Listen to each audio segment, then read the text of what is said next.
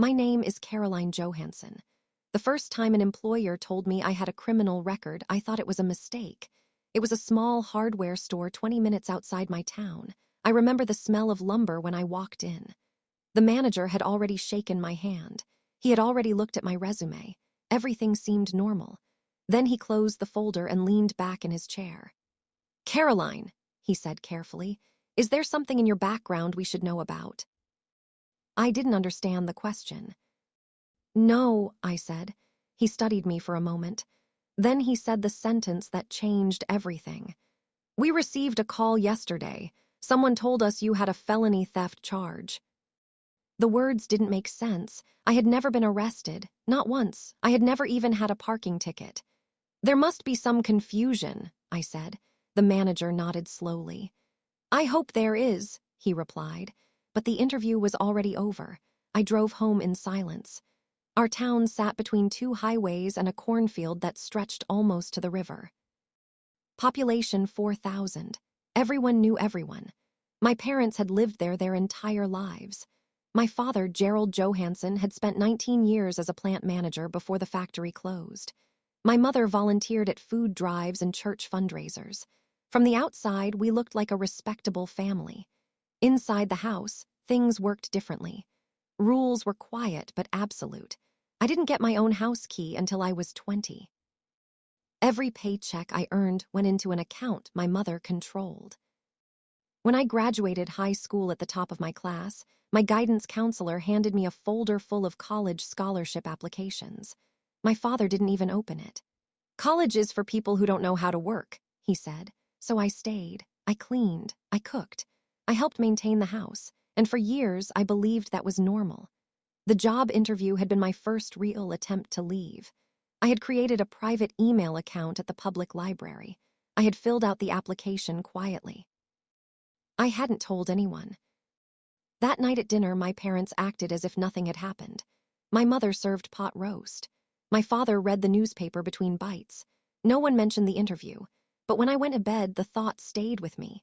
How had that manager heard about a criminal record that didn't exist? Over the next 6 weeks, the same thing happened 3 more times. A grocery store, a warehouse, a diner on the county line. Each one scheduled an interview. Each one canceled after a phone call. The owner of the diner was the only one who told me the truth. She leaned across the counter and lowered her voice. "Honey," she said, "someone called here about you."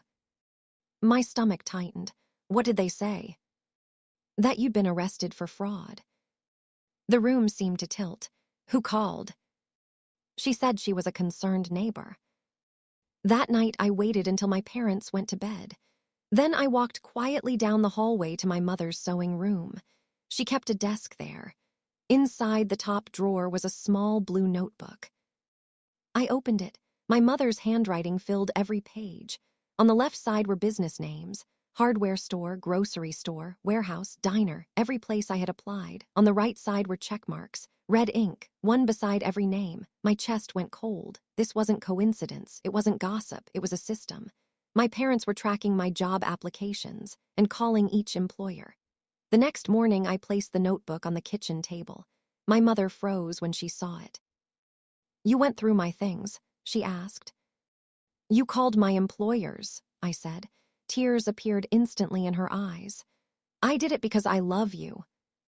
My father didn't raise his voice. He never did. "We're protecting you," he said calmly. "From what?" "From the world," he replied. "I'm 25, I said. "You're naive," he answered. "If you keep doing this, I'm leaving." He didn't blink. "You walk out that door," he said. "You leave with nothing." I thought he was bluffing. He was. That night I packed 1 backpack, 2 shirts, a toothbrush. My phone charger. When I opened my banking app before leaving, the balance was 0. Every dollar I had earned was gone. My birth certificate and social security card stayed locked in the house. And when I asked for them, my father simply closed the door. I walked down the driveway with $12 in my pocket. No identification. No job. No place to go. At the gas station on Route 30, I sat under the fluorescent lights watching trucks pull in and out of the parking lot. At 11:16 p.m., my phone buzzed. A message from my father. Come home and apologize, maybe we'll forgive you. I turned the phone off. Not because I was brave, because the battery was almost dead. 2 days later, I found the Harland Community Shelter. It was a converted warehouse, 20 beds, a shared kitchen. The fluorescent lights buzzed all night. The director, Linda Marsh, handed me a blanket and pointed toward bed 14. You don't have to explain why you're here, she said. You just have to want to get back up. For months, I kept applying for work. Each time the same thing happened. Interviews canceled, employers nervous, someone always calling first. Eventually, the lies changed. Phone calls became emails. Emails became fake documents. Someone was sending employers fabricated police reports with my name on them. And every week my father sent the same message. Come home, apologize, and maybe I'll stop. 7 months after I left home, a woman knocked on the shelter door. Linda called my name. There's someone here asking for you, she said. I walked to the office expecting another accusation. Instead, I saw a woman in her 50s holding a brown leather briefcase. She stood up when I entered. My name is Ruth Kalin, she said. I'm a private investigator. I stared at her. Why are you looking for me? She placed the briefcase on the table. 5 words were written on the leather in faded black ink. For Caroline, when she's ready, my grandmother's handwriting. Ruth looked at me calmly. Your grandmother hired me 10 years ago, she said. And she told me to find you if things ever got bad. Ruth Kalin didn't rush me. She let me sit there for a moment, staring at the briefcase. My grandmother's handwriting was unmistakable. She had written my birthday cards with the same careful cursive for 25 years. For Caroline, when she's ready. My hands felt strangely steady when I opened the clasps. Inside was a cream envelope, my name written across the front. I slid my finger under the flap and unfolded the letter. Caroline, if you're reading this, things have gotten worse than I hoped they would.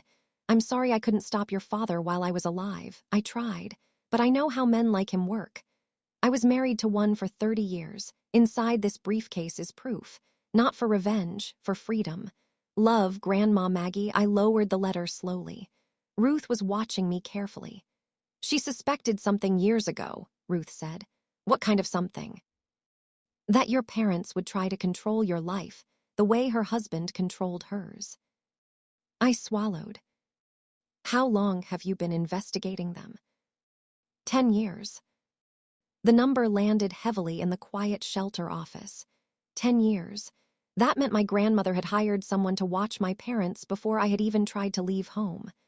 Ruth opened the next compartment. Inside was a thick file folder, neatly organized, tabs along the edge, dates, phone numbers, transcripts. Your mother made 37 calls to employers, Ruth said. Over 3 years. I blinked. 37. Recorded. She tapped the first page. Ohio is a one-party consent state. As a licensed investigator, I can legally record calls I'm involved in. She slid a small digital recorder onto the table. Your mother doesn't know she was speaking to me half those times. I opened the folder. Each call had a transcript. Each transcript had the same story, a concerned neighbor, a warning, a criminal past that didn't exist. One recording started playing quietly. My mother's voice filled the room. I'm just calling because I thought the business should know. I closed the folder. I couldn't listen to the rest. How many fake documents did my father create? I asked. Ruth pulled another stack from the briefcase. 5. Printed police reports, professional formatting, badge numbers, case numbers, all fake, all traceable. The emails came from an anonymous account, Ruth said, but the metadata traces back to your parents' internet connection. For the first time in months, I felt something shift. The weight I had been carrying wasn't just mine anymore. There was proof, real proof. There's one more thing, Ruth said. She reached into the bottom of the briefcase and removed a sealed envelope with a lawyer's stamp. Your grandmother also prepared a financial safety net. I opened it. Inside were trust documents, legal paperwork, bank statements. The numbers took a moment to register. $340,000, I looked up. What is this? The farm she sold, Ruth said. She placed the money into a trust 10 years ago. My chest tightened. She never told me. She didn't tell anyone, Ruth replied. She believed your father would try to take it if he knew. My grandmother had planned everything: evidence, legal protection, and money I could only access myself. That afternoon, Ruth drove me to a law office in Millfield. The building sat above a hardware store. A narrow staircase led to a glass door with gold lettering. Philip Dern, attorney at law. He was older than I expected. Thin, quiet, kind eyes behind wire-rim glasses. Your grandmother spoke about you often, he said when we sat down. He verified my identity carefully: birth certificate, temporary ID, social security number, everything matched. The trust is active, he said. You have full access to the funds. My grandmother had protected my future without telling me, but that wasn't the most important part. Philip Dern slid another business card across the desk. Your grandmother anticipated you might need legal help before you needed money. The name read: Ellen Briggs, Civil Litigation. Ellen Briggs read through Ruth's evidence file without speaking. Her office window overlooked the town square. By the time she finished the last page, she leaned back in her chair. This is one of the clearest cases of defamation I've seen. I watched her carefully. What does that mean? It means your parents lied about you committing a crime. She tapped the folder, and they did it repeatedly. How repeatedly? 37 times, she said. Her pen tapped the table. In Ohio, falsely accusing someone of a crime is defamation per se. What does that mean for me? It means you don't even have to prove the damage. She looked directly at me. But we can prove it anyway. 3 years of lost employment, fake police reports, recorded calls, email evidence, witness testimony. The entire structure my parents built to control my life was documented in that folder, piece by piece. Do you want to file the lawsuit? Ellen asked. The question felt heavier than anything that had happened so far. Because once I said yes, there was no pretending this was still a family argument. This would become a legal case. Public, permanent. I thought about the shelter, about washing my hair in a gas station sink, about every job interview that disappeared overnight. Then I thought about the text messages from my father. Come home, apologize, maybe I'll stop. I looked at Ellen. Yes, I said. The paperwork was filed 3 days later. Defamation, harassment, tortious interference with employment. Ellen submitted every recording, every document, every transcript. Then she leaned back in her chair and said something simple. Now we let the truth do the work. My father was served the following Monday. 8:15 a.m. A process server walked up the driveway while he was checking the mailbox. The envelope contained 30 pages of legal documentation. He stood in the driveway reading the first page for almost a full minute. Across the street, 2 neighbors watched from their porch. Small towns notice things like that. An hour later, my phone rang 14 times. I didn't answer. Ellen had already warned me. Let him talk to the court now. Instead, I saved every voicemail, every text message, because for the first time since I left home, I had something stronger than fear. I had evidence, and evidence doesn't argue, it accumulates. The lawsuit was filed on a Wednesday morning. By Thursday afternoon, half the town had heard about it. Small towns move information differently than cities. News doesn't travel through headlines. It travels through conversations. A waitress mentions something to a regular. A regular repeats it at the grocery store. Someone checks the public court records online. And suddenly the entire story exists in places you never intended it to reach. My father reacted immediately. He called my phone 14 times the day he was served. When I didn't answer, the messages started. You're making a mistake. This isn't how families solve problems. Call me before you ruin everything. I saved every message. Ellen had been very clear. Don't respond, she told me. Just document. Evidence builds quietly. The court filings were public within 48 hours. Anyone in Harland could read them. The complaint was straightforward. 37 documented calls to employers. 5 fabricated police reports. Multiple anonymous emails containing false criminal allegations. 3 years of interference with my ability to find work. And recordings. Every call my mother made was documented with a transcript. Every fake document my father sent had metadata linking it to our home internet connection. Facts don't need much explanation. They simply exist. The first person to come forward was Bill, the manager of the hardware store where I had applied. He called Ellen's office himself. "I kept a note about that phone call," he said. He still had the date written in his hiring file. He remembered the conversation clearly. A woman claiming to be a neighbor warning him about my supposed criminal history. Bill had believed the warning at the time. Now he sounded embarrassed. "I should have asked more questions," he admitted. Ellen thanked him and added his testimony to the case. 2 days later, another call came in. Dave, the restaurant manager in Granton, the one who had received the fake police report. He still had the email in his inbox, complete with the attachment. The document looked official. It had formatting, case numbers, and what appeared to be a police department header. But the metadata told a different story. The file had been created on my father's computer. And the email had been sent from an account created at our home IP address. Dave agreed to testify. That made 2 witnesses, then 3, then 5. Meanwhile, my parents tried to control the narrative the only way they knew how: emotion. My mother began calling neighbors, always the same tone, tearful, confused. "My daughter is suing us because we tried to protect her." At first, the story worked. For about 2 days. Then people started reading the court filings themselves. Small towns are curious places. When the documents are public, someone will always open them. The first person who did was the cook at the diner where I used to bus tables.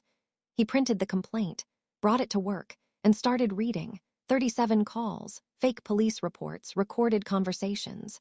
Within hours, copies were circulating across town. Facts are harder to dismiss than rumors. The next town council meeting was standing room only. My father had signed up to speak. Of course he had. He believed in public persuasion. He had used it his entire life. The room was packed. Nearly 60 people squeezed into folding chairs and along the back wall. I sat in the 3rd row beside Ellen Briggs. My father walked to the podium at 7:15. He wore the same blue shirt he had worn to every important event of my childhood. Church meetings, school conferences, community boards, the shirt of a respectable man. He gripped the sides of the podium. "Most of you know me," he began. "I've lived here my entire life." Heads nodded around the room. I coached Little League. I served on committees. I raised my daughter the best way I knew how. He paused. Then he delivered the line he had rehearsed. "And now she's trying to destroy this family with a lawsuit." The room stayed quiet. My father continued. "She's been influenced by outsiders." He gestured vaguely toward Ellen. "People who don't understand our family." For a moment, he looked directly at me. "I'm asking this community to stand with me." Ellen stood slowly. She didn't raise her voice. "My name is Ellen Briggs," she said. "I'm an attorney licensed in the state of Ohio, and I represent Caroline Johansson." She held up a single sheet of paper. "The complaint filed in county court contains the evidence supporting these claims." Her voice stayed calm. "I encourage anyone here who is interested to read the documents themselves." Then she sat down. No argument, no accusations, just a reminder that facts existed. The silence that followed lasted almost 10 seconds, long enough for people to think. Then the council chair cleared his throat and moved to the next agenda item. My father stepped away from the podium. He didn't look at me again. Over the next week, something subtle began happening. Not loud, not dramatic, just quiet changes. At the diner where my mother used to meet friends for coffee, conversations stopped when she walked in. At the grocery store, people who once greeted my father with handshakes started nodding politely instead. Distance. Not hostility, just distance. Because once people read the documents, the story no longer sounded like a misunderstanding. It sounded like a campaign, a deliberate one. The legal case moved forward quickly.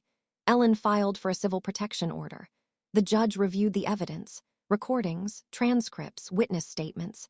Within 11 days, the order was granted. 500 feet. No direct contact. No messages. No third-party communication. My parents were legally prohibited from contacting me. For the first time in 3 years, my phone stayed silent. And in that silence, something strange happened. For the first time in months. I slept, but the real shift hadn't happened yet. The real shift would come when the court itself looked at the evidence, because rumors might change a town's opinion. But a judgment changes everything. And that hearing was coming soon. The hearing was scheduled for a Monday morning. County courthouse. 2nd floor. Courtroom B. Ellen told me to arrive 30 minutes early. Courtrooms run on quiet preparation, she said. Not drama. The building itself was older than most of the houses in Harland. Polished wooden benches, tall windows, a flag behind the judge's bench. When we entered, my parents were already there. My father sat stiffly beside a lawyer I had never seen before. My mother sat beside him, hands folded in her lap. For a moment, no one spoke, not even a glance in my direction. The quiet felt heavier than any argument. The judge entered at 9:03 a.m. Everyone stood, then sat again. The case number was read. Johansson versus Johansson. A strange thing to hear your own name spoken twice in the same sentence. Ellen spoke first. Her voice stayed calm and precise. This case concerns a sustained pattern of defamation and employment interference conducted by the defendants against the plaintiff. She handed a binder to the clerk. Inside were transcripts, call logs, email records, recordings. Ellen summarized the facts simply. 37 phone calls made by Denise Johansson to prospective employers, falsely stating that the plaintiff had committed criminal theft. 5 fabricated documents sent by Gerald Johansson, impersonating official police records. 3 years of documented employment interference. Then she stopped speaking, because the evidence itself did the rest. The judge flipped through the binder slowly. He asked only a few questions. Were these calls recorded legally? Yes, Your Honor, Ellen replied. Ohio is a one-party consent state, and they were recorded by a licensed investigator. Were the documents verified? Yes. She slid another sheet forward. Metadata analysis linking the files to the defendant's home network. The judge nodded once. Then he turned toward my parents' table. Their lawyer stood. His argument lasted less than 5 minutes. This is a family dispute that has escalated unnecessarily. He spoke carefully. My clients were concerned about their daughter's safety. Concern. That word appeared again. It sounded weaker in a courtroom than it did in a living room. The judge asked a single question. Did your clients make the phone calls described in these recordings? The lawyer hesitated, then answered honestly. Yes, Your Honor. Did they distribute the documents identified in these exhibits? Another pause. Yes. The judge wrote something down. For a moment, the room was silent. My father tried to speak then. He stood without being asked. This court has no right to interfere with how I raise my daughter. The judge looked up slowly. Mr. Johansson, he said calmly, your daughter is 28 years old. My father opened his mouth again. The judge raised one hand. This court is not evaluating your parenting. He tapped the binder. This court is evaluating documented defamation. The difference was final. The ruling came 2 weeks later. Ellen called me at the shelter. Are you sitting down? She asked. Yes. The judge granted a default judgment. What does that mean? It means the court ruled fully in your favor. My chest tightened. How much? $85,000. The number felt unreal. 3 years of lost income, 3 years of damage, calculated carefully, documented precisely. The court recognized all of it, but money wasn't the only consequence. Ellen filed a lien against my parents' house. The judgment had to be paid before the property could ever be sold. My father couldn't ignore the ruling. The debt would follow the house, and the house was the only asset he had left. Meanwhile, something else was happening, something quieter. The town was changing its mind. At the diner where I once worked, the cook told a regular what he had read in the court records. That girl wasn't lying. At the grocery store, a cashier mentioned the recordings. She called 37 places. At the hardware store, Bill told his employees about the case. I should have listened to her. Nobody organized these conversations. They simply happened, because truth spreads the same way rumors do, except it travels farther. One afternoon, a letter arrived at the shelter addressed to me. The return address was a small restaurant in Granton. Inside was a short note from Dave, the manager who had once rejected my application. I read the court decision, he wrote. If you're still looking for work, the position is yours. I stared at the letter for a long time. 3 years earlier, I had begged for opportunities like that. Now they were returning on their own. But the final shift came when the house sold. My father couldn't afford the judgment. The lien meant the debt had to be paid. The house I grew up in went on the market. It sold for $168,000. After realtor fees and unpaid taxes, the judgment was satisfied. The rest was barely enough for my parents to start over somewhere else. The day Ellen told me the sale had closed, I didn't celebrate. I sat quietly in the shelter kitchen. The fluorescent lights buzzed overhead. Linda poured coffee into 2 chipped mugs. You won, she said. I shook my head. It doesn't feel like winning. She nodded slowly. That's because it isn't about winning, she said. It's about stopping something. She was right. The sabotage was over. The control was gone. And for the first time in years. My life belonged to me again. The apartment was small. 1 bedroom, a narrow kitchen, a window that looked out over the back parking lot of a laundromat. But the first night I slept there, it felt larger than any place I had ever lived. Because the key in my pocket belonged to me, no one else, I moved in 2 weeks after the court ruling. The deposit came from the judgment money. The furniture came slowly. A used couch from a thrift store. A second-hand table with one leg slightly shorter than the others. A mattress that arrived rolled up in plastic. It wasn't much. But every object inside that apartment existed because I had chosen it, not because someone else allowed it. The job with Philip Dern started quietly. Administrative assistant. Organizing files, answering phones, scheduling appointments. The office was calm, predictable. Most days the only sound was the soft tapping of keyboards and the hum of the copy machine. Dern gave me a desk near the window. You have a talent for organization, he told me one afternoon. I smiled slightly. 3 years of documenting everything had trained me well.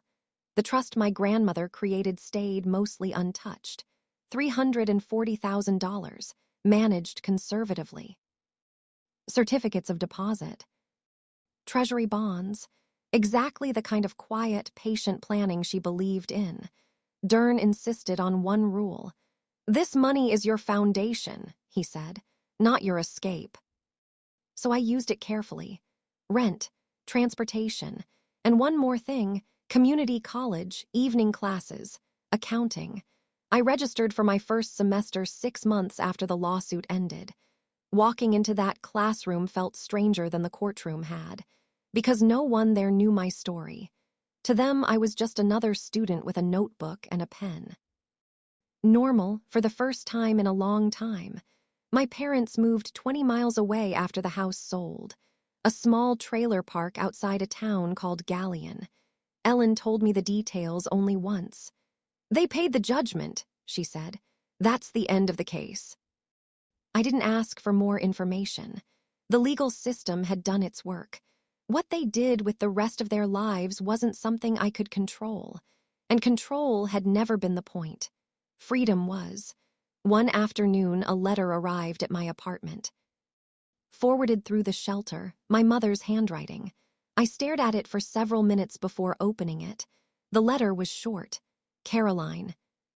I'll always be your mother. Your father says he's sorry. Come home for Thanksgiving. We can put this behind us.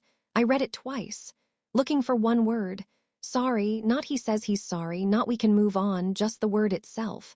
It wasn't there. Ellen helped me draft a reply. Short, direct, and respectful, Mom. Love does not include sabotaging someone's ability to survive. You called my employers. You sent fake documents. You tried to have me removed from the shelter where I was living. Please respect the court order and do not contact me again. I signed the letter, sealed the envelope, and mailed it from the post office in Millfield, not the one in Harland. Some distances are intentional. Months passed, quiet months, work, classes, evenings spent cooking dinner in a kitchen that belonged only to me. One Saturday, I adopted a cat from the Millfield Animal Shelter. A gray tabby with a crooked ear. I named her Maggie because some names deserve to stay close. People sometimes ask if I hate my parents. The honest answer surprises them. I don't. Hate requires energy, and I've spent enough years giving them that. What I feel instead is distance. The kind that comes after understanding something clearly. My parents didn't sabotage my life because they hated me. They sabotaged it because independence threatened their control. Once I understood that, the anger stopped mattering. A year after the lawsuit ended, I drove past my old town once. Not on purpose, just passing through. The diner was still there, the grocery store, the gas station where I spent my first night after leaving home. Nothing looked different, but I knew something had changed. I wasn't trapped there anymore. That night in my apartment, I reread my grandmother's letter, the one that came in the briefcase. Use this wisely, not for revenge, for freedom. I placed it back inside the envelope and locked it in my desk drawer because she had been right. The evidence, the lawsuit, the judgment, those things didn't give me revenge. They gave me something better, a life that belonged to me. My name is Caroline Johansson. I'm 28 years old. I work in a law office. I'm finishing my accounting degree. I have a one-bedroom apartment, a used Honda, and a cat named Maggie who sleeps on my paperwork. The door to my life is no longer locked from the outside. The key belongs to me now, and no one else gets to decide when it opens.